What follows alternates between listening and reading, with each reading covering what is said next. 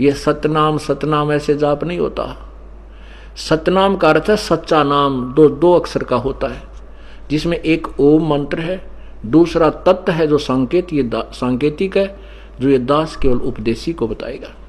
और सत्य वो सार शब्द है, सार नाम है, जो इस सतनाम के बाद आपको दिया जाएगा।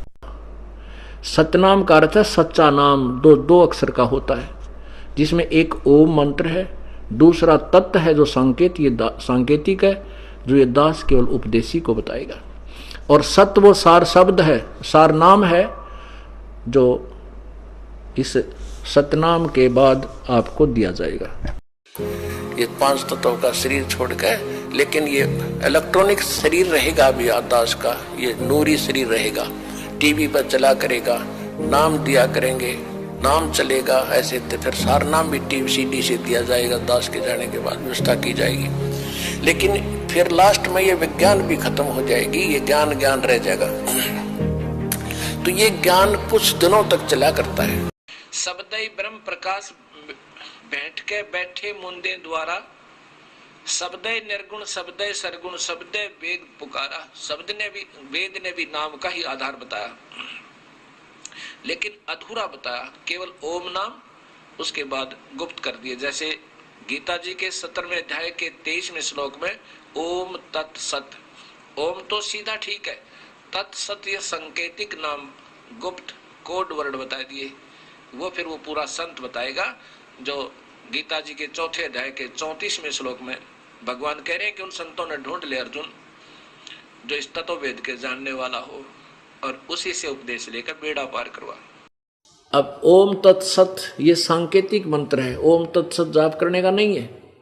ओम मंत्र ब्रह्म का है, तत् मंत्र परब्रह्म का है, और सत मंत्र ये पूर्ण ब्रह्म का, परम अक्षर ब्रह्म का है। तत् और सत ये गुप्त है। ओम तत्सत ये जाप नहीं है।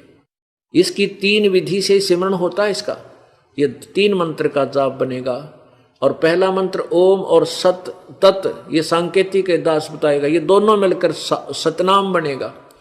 और फिर सारनाम आपको दिया जाएगा, सत जो सत है वो और जोड़ा जाएगा। फिर ये सत जो एक अक्षर है ये पार करेगा, आपको सतलोक ले जाएगा। और ओम तत्सत ये एक छुड़ावेगा, एक मिलावेगा।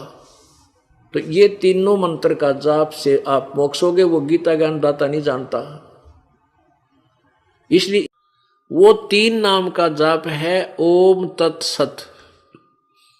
ओम ब्रह्म का जाप है, तत् ये परब्रह्म का, ये सांकेतिक जाप है।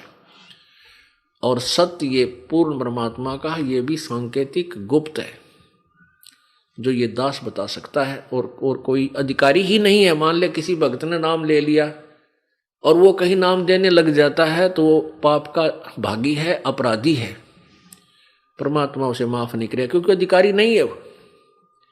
जैसे कबीर परमेश्वर आए थे, 64 लाख शिष्य हुए थे उनके, वो स्वयं ही तत्वदर्शी संत और गुरु की भूमिका कर रहे थे।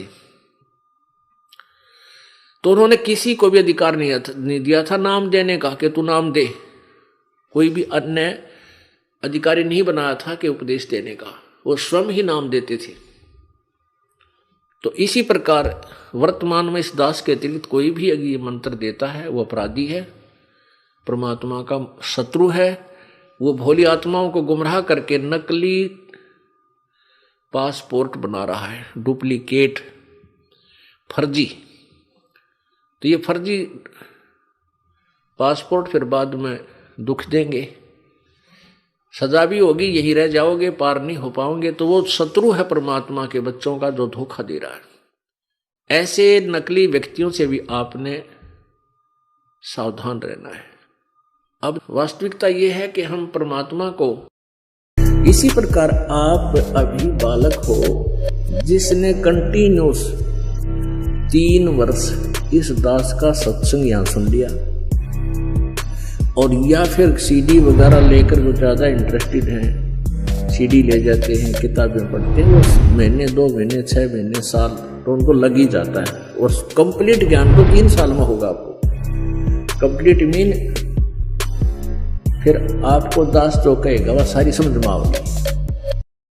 आप फिर किसी के माध्यम से सुन सुनाकर यहाँ पर आए हो, तो अब आपकी अर्जी इस दास के माध्यम से भगवान के लगेगी और दास आपको बहुत ज्ञान देगा पहले नाम देने से पहले, क्योंकि प्रथम मंत्र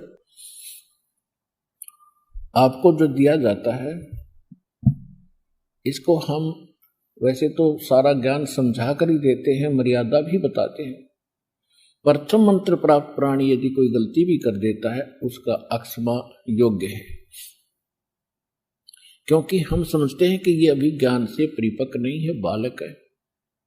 फिर भी उसको समझाते हैं, बार बार उसको उपदेश करते हैं कि कनेक्शन काट देना स्वभाव एक समझदारी नहीं है। जैसे बिजली की आपने कनेक्शन ले लिया बिजली का, तो बिजली का कनेक्शन लेने के बाद यदि आपके इंस्ट्रूमेंट सही होंगे तो वो पंखे की सब कुछ चलने शुरू हो जाएंगे। तो बिजली का कनेक्शन यहां से आपको दिया जाता सुप्रीम पावर का, और यहां से कनेक्शन लेते ही आपके घर पे बिजली आपसे पहले पहुंच जाती है, यानी परमात्मा। और यदि आप मर्यादा भंग कर देते हो तो आपका कनेक्शन कट जाता है, और कनेक्शन कटने के बाद फिर आपको लाभ बंद हो जाते हैं पावर के, ना पंखा चले ना कूलर चले, और फिर आपको पुनः कहा जाता है कि आपने नाम खंडित किया है, आपका कनेक्शन कटा है, पुनः से फिर से इसको सुचारू कराओ। तो आपका नाम उपदेश फिर शुद्ध किया जाता है, उसके बाद फिर आपको सर्वलाभ प्राप्त होने प्रारंभ हो जाते हैं। तो इसलिए जो सेकंड मंत्र सतनाम देते हैं आपको अच्छी तरह इस रंग में रंग के और ज्ञान से परिपक्व करके फिर देते हैं।